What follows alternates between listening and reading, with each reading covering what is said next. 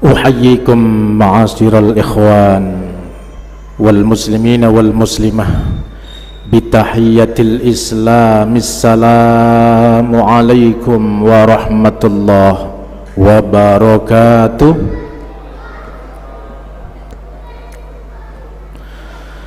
Jamaah sholat maghrib, baru saja yang kita dengar bersama adalah salamnya orang-orang solih, salamnya orang-orang solihah, salamnya penduduk surga, dan salam yang pertama kali dilantunkan, disampaikan oleh Nabi Muhammad pada saat peristiwa Mi'raj.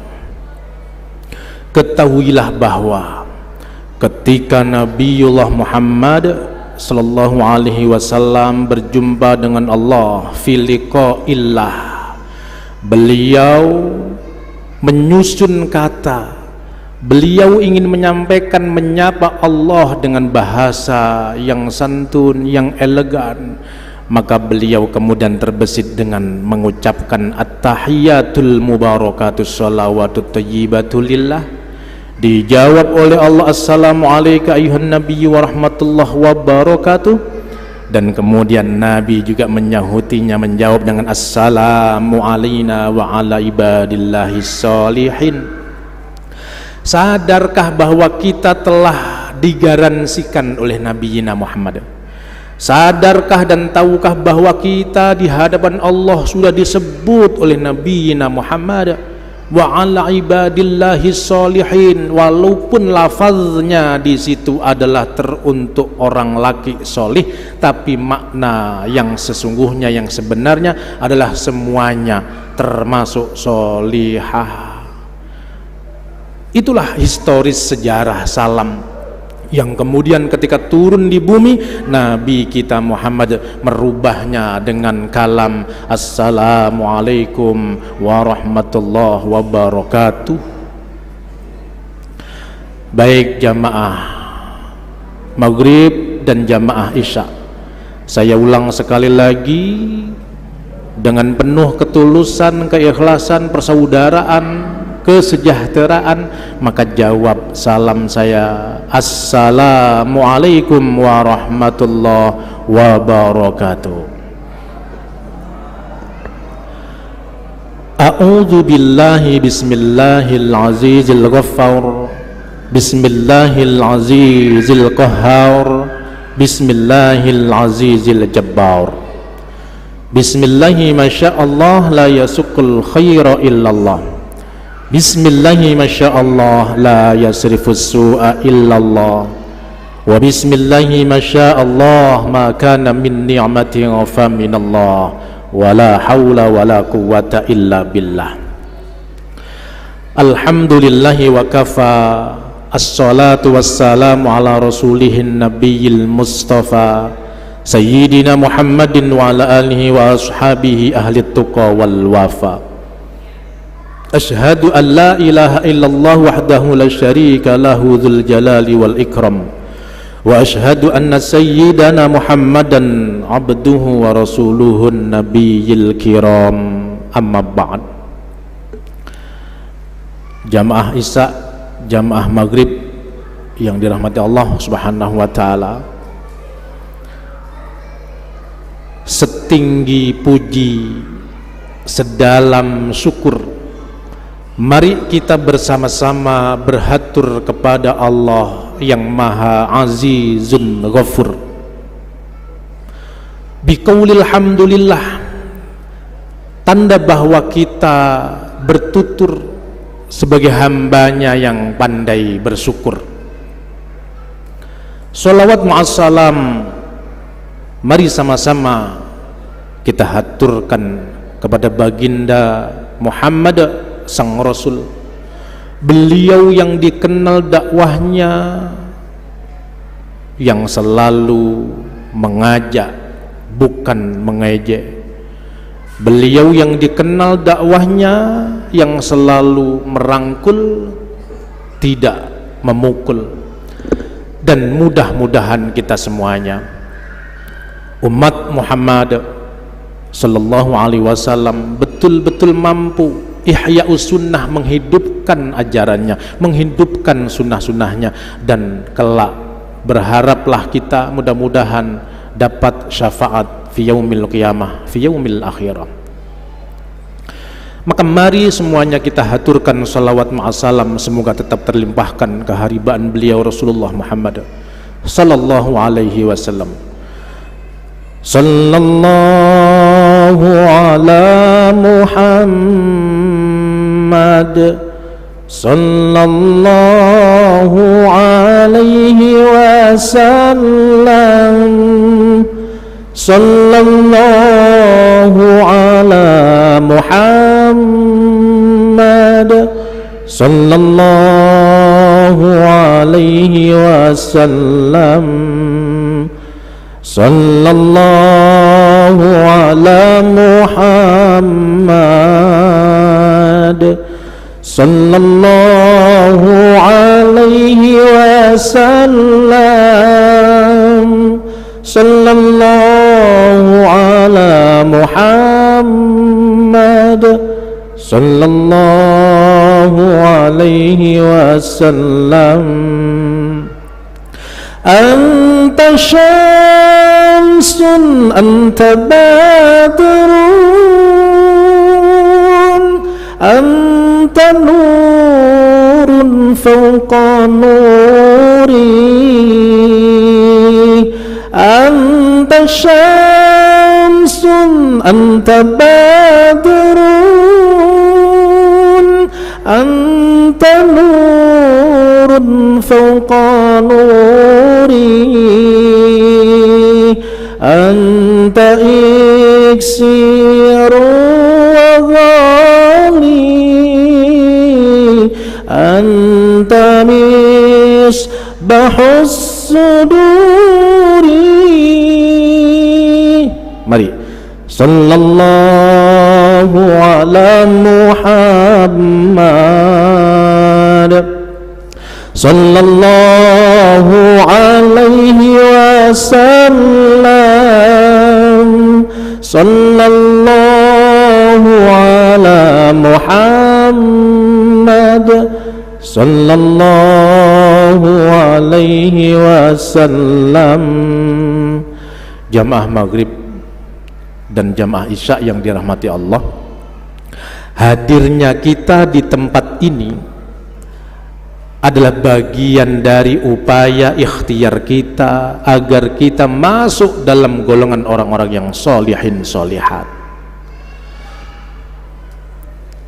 Menujunya kita ke tempat ini adalah bagian dari upaya ikhtiar kita agar kita semuanya mampu mempertahankan amaliyah hasanah kita.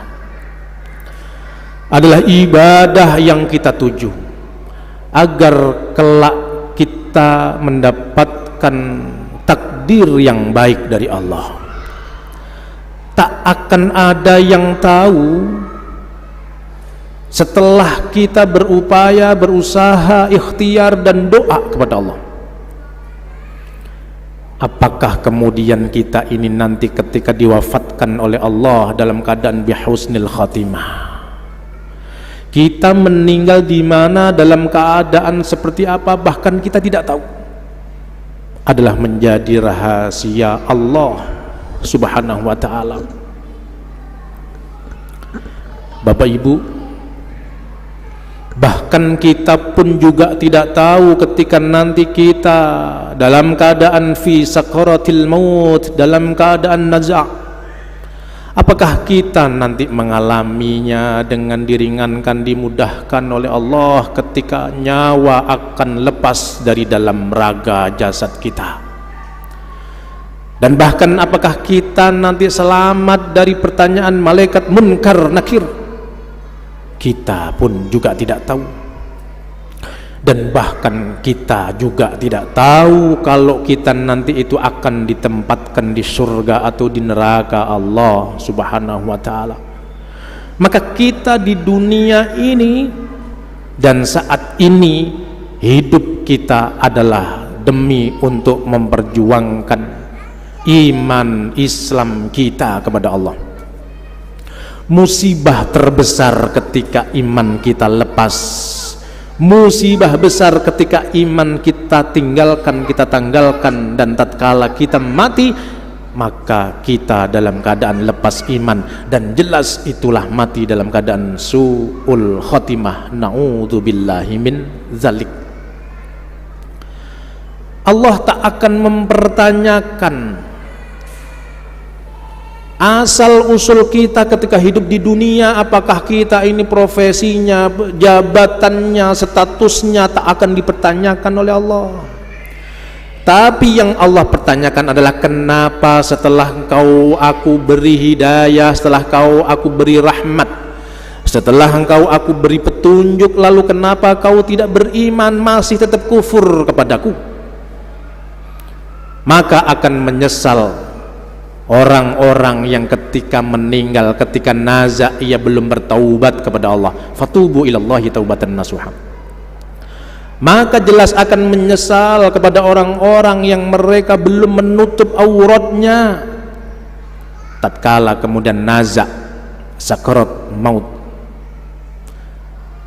Dan musibah terbesar ketika ia belum beriman kepada Allah Subhanahu wa ta'ala.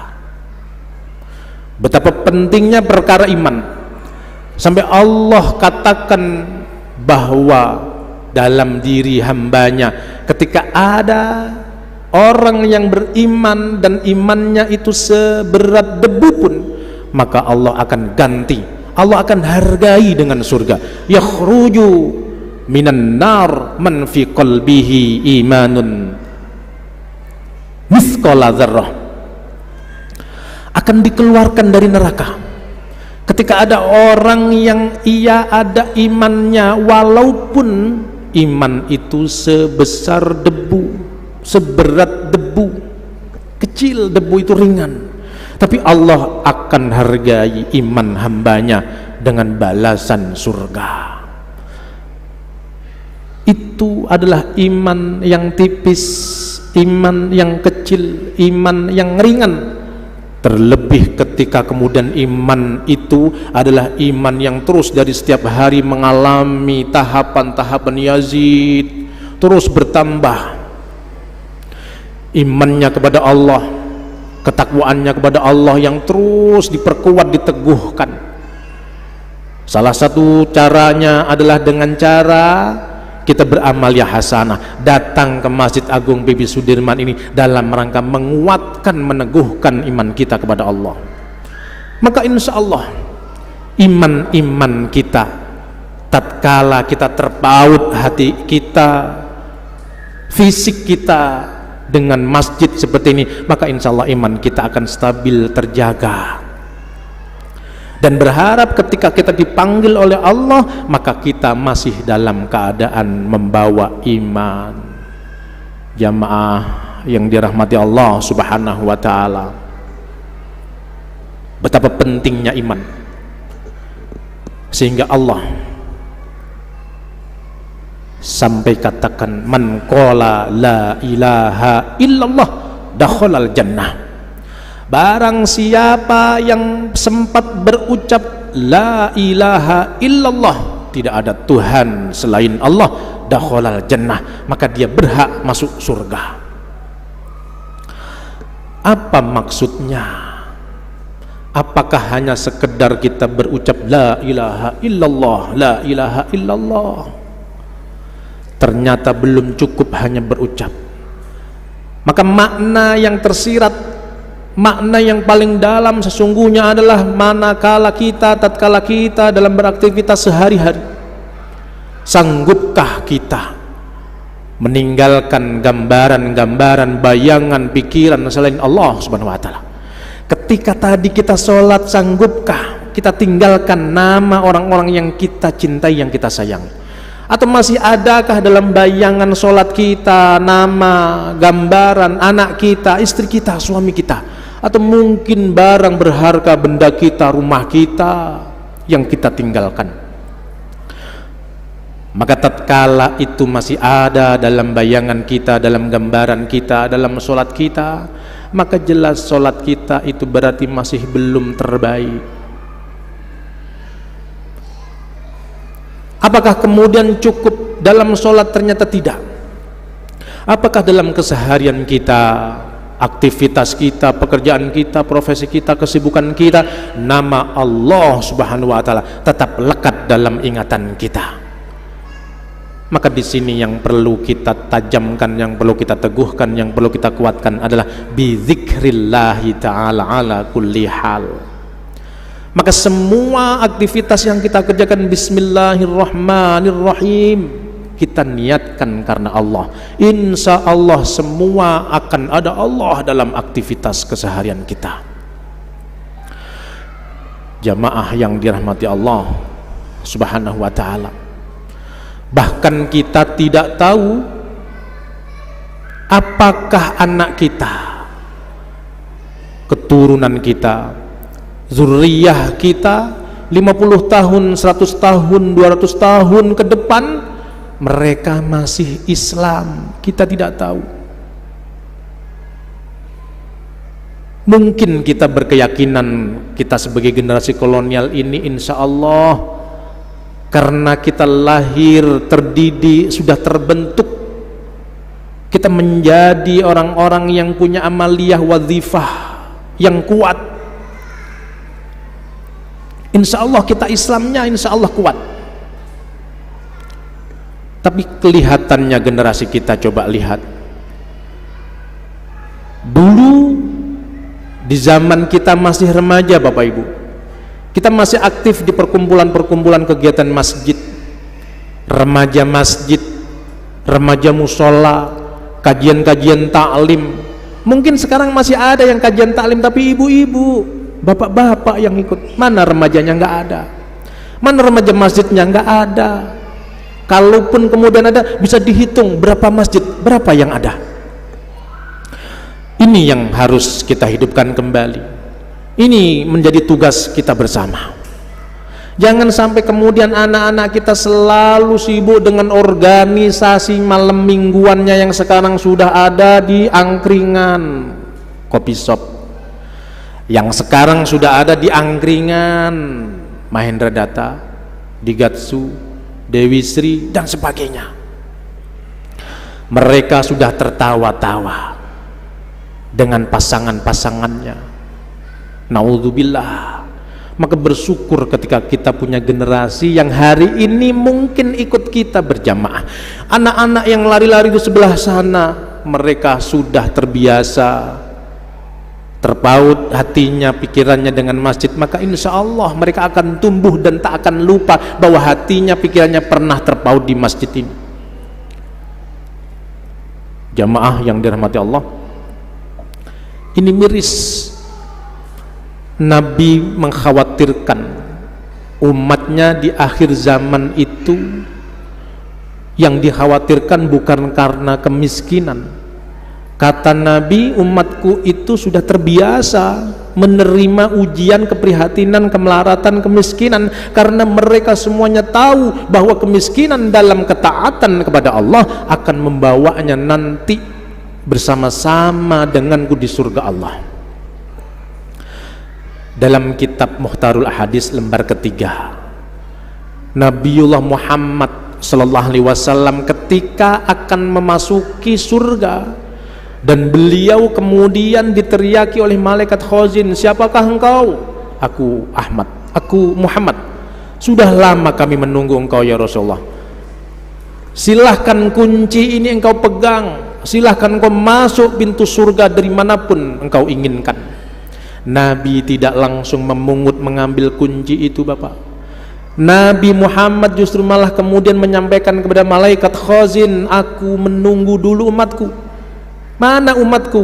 Nabi menengok ke belakang, dan tatkala Nabi menengok ke belakang, siapa yang disebut duluan adalah umatnya yang ketika hidup di dunia mereka prihatin, mereka miskin dalam kesabaran, dalam ketaatan kepada Allah.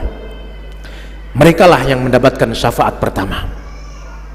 Jadi umat Muhammad, kata Nabi, ketika di dunia ini sekarang ini diuji oleh kemiskinan kuat, Mereka tahu, mereka sadar bahwa kemiskinannya dengan kesabarannya itu akan mampu membersamai Nabi Muhammad kelak fi yaumil akhirah. Tapi yang dikhawatirkan oleh Nabi kita Muhammad adalah ketika umatnya nanti di akhir zaman mereka membentangkan urusan dunia. Mari kita renungkan apa yang dimaksud Nabi. Saat ini kita sudah akrab ria dengan yang namanya sosial media. Ingat, sosial media itu ibarat seperti pisau bermata dua. Jika ia berada di tangan penjahat, maka ia akan mampu, akan bisa melukai, bahkan menyakiti dan mematikan orang. Namun jika pisau itu ada di tangan yang lembut, di tangan seorang ibu yang pagi hari, siang hari, sore hari ia pergunakan dengan kelembutannya, mengiris bawang, mengiris sayur, mengiris daging, kemudian ia campur jadi satu sehingga kemudian menghasilkan masakan yang lezat, yang enak, maka kemudian masakan itu bisa dirasakan oleh semuanya. Sosial media kalau diniati dengan baik, diperlakukan dengan baik, dengan bijak, konten-kontennya bijak, maka insya Allah pun juga akan menghasilkan nilai kemanfaatan. Tapi ingat, ketika yang diposting oleh generasi kita, anak-anak kita, bagian-bagian dari larangan agama, bagian-bagian dari aurat, maka jelas itu akan menjadi jariah dosa untuk orang tuanya yang kelak ia meninggal. Ketika di alam kubur, malaikat sampaikan, ini jariah dosa anakmu. Bahkan sampai sekarang jejak rekam digitalnya masih ada, sudah dihapus, tapi itu tak akan bisa hilang karena sudah menyebar kemana-mana. Bapak Ibu yang dirahmati Allah Subhanahu wa Ta'ala, inilah yang dikhawatirkan Nabi. Bisa jadi karena sekarang ini antara ibrah, antara apakah ini pelajaran, apakah ini memang betul-betul fakta nyata adalah satu dosa, adalah kepameran dan semuanya, maka terkadang tak terlihat tuh yang namanya ibrah. Banyak sekali unsur pamer, unsur riaknya. Sedikit-sedikit diposting, jalan-jalan, bahkan nun sewu kadang-kadang ibadah pun juga diposting dan sebagainya. Kalau ini kemudian menjadi hal yang negatif, maka jelas itu akan menjadi jariah dosa. Maka sekali lagi mari kita harus bijak dalam mensikapi persoalan sosial media, supaya kita tidak terjerumus terlalu jauh karena kita dibuat lupa olehnya. Jamaah maghrib wal isya yang dirahmati Allah Subhanahu wa Ta'ala, oleh karenanya maka bagaimana upaya kita selain kita sudah berikhtiar, selain kita sudah berusaha, tentu adalah doa, tawakal kepada Allah Subhanahu wa Ta'ala. Jangan pernah berhenti. Tak akan ada jaminan. Bahkan Nabi dalam satu hadis pernah saya sampaikan dalam satu sesi bahwa inna ahadakum la ya'malu bi'amalil jannah. Salah satu di antara kalian yang sudah terbiasa beramaliyah hasanah, sudah rajin sholatnya, sudah rajin sodakohnya, sudah rajin jamaah ke masjidnya, sudah rajin taklimnya, dan semuanya hampir-hampir 24 jam dia adalah orang solih. Tapi tatkala kemudian ia punya pikiran percaya diri bahwa ia akan dijamin masuk surga, hatta bainahu wa bainaha illa dhira, sehingga kemudian antara amal buruk dan amal solehnya kemudian itu mendekati ia membawa surga sampai jaraknya sejengkal satu dhira. Fayasbiku alaihil kitab, kemudian Allah merubah takdirnya bahwa ia di akhir hayatnya ternyata bermaksiat dan ia takdirnya membawa dia ke neraka. Na'udzubillah. Banyak sekarang yang dari kecil sudah tumbuh menjadi Islam, remaja Islam, ketika kemudian terakhir ia harusnya pamitan dengan baik dengan orang tuanya, akan membina rumah tangganya, kemudian ia berpisah dalam perpisahan yang menyedihkan, lepaskan hubungan keluarga dengan meninggalkan agamanya. Ini yang sering terjadi. Maka bersyukur kita ketika kita punya keluarga yang satu iman, satu akidah. Jadi kita tidak menjadi orang yang repot, ringan ujian cobaan kita. Bapak Ibu yang dirahmati Allah Subhanahu wa taala, maka Allah perintahkan supaya kita terus berdoa, jangan pernah berhenti. Allah perintahkan, wa qala rabbukum ud'uni astajib lakum, memintalah terus kepada Allah, karena permintaan kalian itulah yang akan menurunkan rahmat Allah Subhanahu wa taala. Jangan terlalu percaya diri sehingga kemudian sampai membuat Allah murka. Kalau bahasa kita adalah Allah tersinggung. Kisah seorang ahli ibadah diceritakan langsung oleh malaikat Jibril kepada Nabiullah Muhammad. Demi zatmu yang telah mengutus kebenaran kepada engkau, wahai ya Rasul, wahai ya Muhammad, kata Jibril, dahulu ada orang yang ahli ibadah, ia bahkan berada di atas bukit, dan bukit itu berada di tengah samudera, di tengah lautan. 500 tahun lamanya ia beribadah siang malam. Apabila ia lapar, ia hanya mengandalkan dedaunan yang ada di atas bukit, di atas gunung itu. Wa fi riwayatin, di situ ada pohon delima yang setiap hari buah itu tak pernah berhenti berbuah, selalu ada. Maka dari buah delima itu ia makan, dan ketika ia haus, ia turun ke bawah, ada air laut, ia kemudian meminum air embun yang ia tadah. Maka kemudian seorang ahli ibadah ini berdoa kepada Allah, ya Allah, wafatkan aku nanti dalam keadaan menyembah beribadah engkau, dalam keadaan sujud. Dan akhirnya Allah kabulkan doanya, ia wafat dalam keadaan bersujud. Bahkan dalam doanya, ya Allah, ketika aku nanti engkau bangkitkan kembali fi yaumil ba'ats, maka bangkitkan dalam keadaan bersujud. Jibril menyampaikan kepada Rasulullah. Dan kemudian ketika ia dipanggil oleh Allah Subhanahu wa taala, disaksikan oleh malaikatnya, saksikanlah bahwa orang yang ahli ibadah selama 500 tahun ini, dia hari ini aku masukkan ke surga karena rahmatku. Begitu mendengar karena rahmatku, seorang ahli ibadah yang 500 tahun itu memberanikan diri, ya Allah, bukankah aku beribadah selama 500 tahun, ya Allah? Apakah bukan karena ibadahku engkau masukkan aku ke surgamu? Tidak. Malaikat, kemari, coba timbang nikmat yang telah aku berikan kepada orang ini dibandingkan ibadah yang ia kerjakan. Maka ditimbanglah dan terlihatlah betapa Allah berikan nikmat yang luar biasa, nikmat penglihatan, nikmat pendengaran, nikmat bisa bicara, nikmat yang terakhir diberikan oleh Allah selama 500 tahun kau aku jaga, kau aku panjangkan umurnya, kau aku matikan dalam keadaan bersujud. Itu belum cukup. Maka kemudian karena ia protes kepada Allah, Allah panggil malaikat, seret dia ke neraka. Kemudian sang abid yang ahli ibadah menyampaikan kepada Allah, ya Allah, ya Allah, iya, ya Allah, masukkan kembali aku ke surgamu karena rahmatmu, ya Allah. Maka sering kita mendengar hadis yang disampaikan oleh beberapa ustadz kita, la yadkhul jannata ahadukum illa anta ghammadani Allahu illa birahmatin minallah. Ketika Rasul menyampaikan tak akan bisa masuk surga kalian semuanya, wala anta ya Rasulullah, iya, termasuk aku, kecuali karena rahmat Allah Subhanahu wa ta'ala.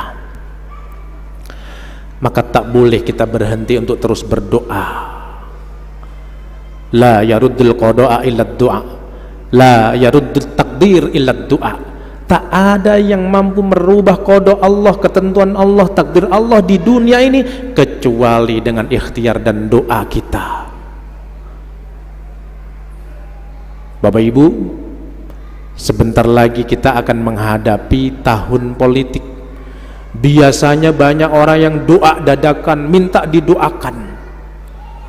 Setelah kemudian hajatnya terkabulkan, kemudian ia nggak pernah lagi menjumpai kita, tak pernah lagi minta didoakan. Ketika bertemu, loh Pak, kok nggak pernah minta doa?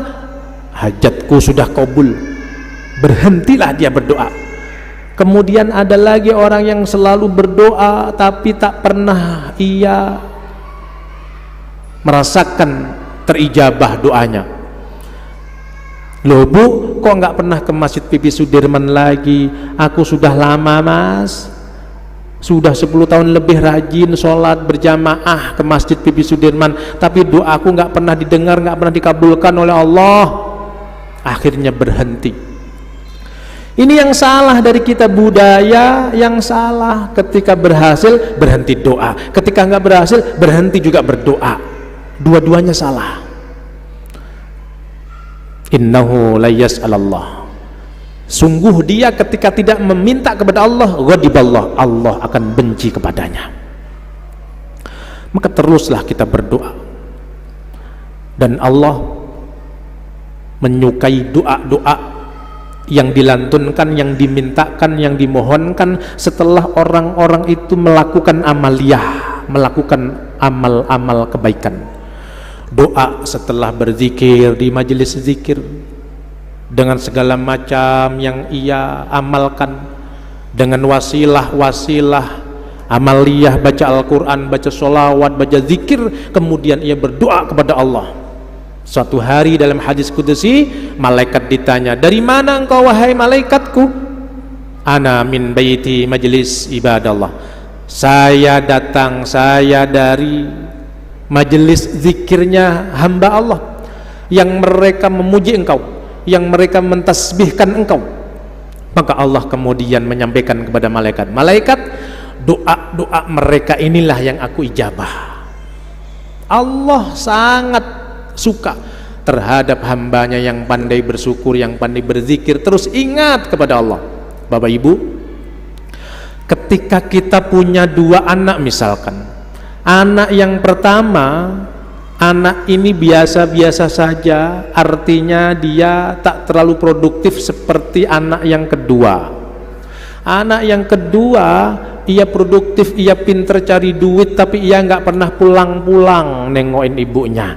Anak yang pertama kumpul sama ibu bapaknya, kalau ibu bapaknya sedang sakit, letih, kecapean, anak ini tanpa disuruh menggantikan pekerjaannya, nyuci piring, nyuci baju, nyapu, masak, bahkan mijitin bapaknya, mijitin ibunya, buatin kopi bapaknya. Perhatian sekali, perhatian. Ia ingat sama orang tua, selalu menanyakan kabar kesehatannya. Sementara anak yang kedua tak pernah menanyakan, bahkan tak pernah pulang. Suatu hari ia telepon, ibu bapak, aku mendengar kalau sawah ladang kita yang di belakang rumah akan kena gusur pemerintah pak. Pemerintah akan buat jalan tol, maka pasti akan dibeli mahal pak. Dari harga 100 juta mungkin akan bisa menjadi 1 miliar. Betul.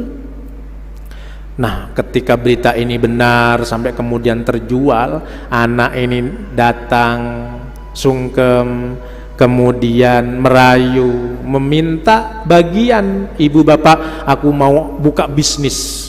Di mana nak? Di Bali. Maka dari hasil penjualan tanah itu aku minta bapak yang banyak, karena butuh modal separuh dari 1 miliar. Ibu bapaknya hanya mencep tersenyum saja, iya. Maka kemudian wasiat itu terjadi. Ketika akan ada pembagian, anak yang pertama tadi diwasiati, nak, jika nanti ayah ibumu meninggalkan lebih cepat, Tak ada lagi yang bisa aku berikan harta warisan kecuali ini aku berwasiat. Tabungan dari penjualan tanah kemarin 800 kau amankan, yang 100-nya nanti aku kasih adikmu, yang satunya lagi buatku untuk beramal, untuk saya taruh di Masjid Bibi Sudirman. Maka inilah yang dimaksudkan anak yang pertama bahkan tak pernah meminta, orang tua ngasih. Allah terhadap orang-orang yang pandai rajin berzikir enggak meminta pun dikasih rizki yang halalan thayyiban. Apalagi dia meminta. Sudah ingat, sudah zikir, sudah rajin ibadahnya, apalagi kalau ia meminta kepada Allah. Namun kemudian muncul berbagai macam pertanyaan terkait doa. Banyak yang kemudian bertanya, ya Ustadz, saya sering minta, saya sering mohon kepada Allah sejak dari dulu sampai sekarang, tapi belum terasa terkabulkan. Maka di cross check lagi, apakah sholatmu sudah benar? Dalam kitab Muhtarul Ahadits, sholat itu akan berkata setelah ia diperlakukan dengan baik, terima kasih kau telah menjagaku, terima kasih kau telah memperlakukanku dengan baik, maka saatnya setelah ini aku yang akan menjaga dirimu. Innas sholata tanha 'anil fahsya'i wal munkar. Maka kalau masih ada orang yang rajin sholat tapi juga ia masih fasik, masih senang maksiat, masih senang dosa, maka berarti sholatnya belum bisa menjaganya, karena ia nggak bisa jaga sholat itu dengan baik, masih bolong-bolong. Kemarin kita sudah diingatkan dengan peristiwa Rojabiyah yang sudah berlalu, poin perintah sholat yang harus kita jaga. Bagaimana kita supaya mampu menjaga sholat kita ini, yang sesungguhnya sholat ini adalah amanah, garansi dari Nabi Muhammad supaya kita itu menjadi umatnya yang tepat, yang pantas untuk berada di surga bersama-sama. Jamaah yang dirahmati Allah Subhanahu wa taala, sudah habis nih waktunya. Yang terakhir, maka mari sama-sama teruslah kita berdoa kepada Allah, jangan pernah berhenti. Kalaupun kemudian doa kita belum diijabah, mungkin lukmatul halal, ada pulukan, ada makanan yang nyantol, yang masih subhat, apalagi yang haram, maka bersihkan itu. Kalau doa kita, saya sudah seperti itu Pak Ustadz, saya sudah menjauhi makanan-makanan yang tidak halal, mungkin hati kita, pikiran kita masih ada dengki, mungkin kita masih punya sakit hati, dendam kepada seseorang, kepada keluarga, kepada teman, kepada murid, maka hilangkan sampah-sampah pikiran dalam hati, dalam pikiran kita. Maka mudah-mudahan kita semuanya tetap dijadikan oleh hamba Allah menjadi orang-orang yang rajin ibadah dan terus berdoa kepada Allah, tak pernah berhenti. Barakallahu li wa lakum wa nafa'ani wa iyyakum bima fihi minal ayati wadh dzikril hakim wa qur rabbighfir warhamhu anta khairur rahimin. Al-'afwu minkum. Assalamualaikum warahmatullahi wabarakatuh.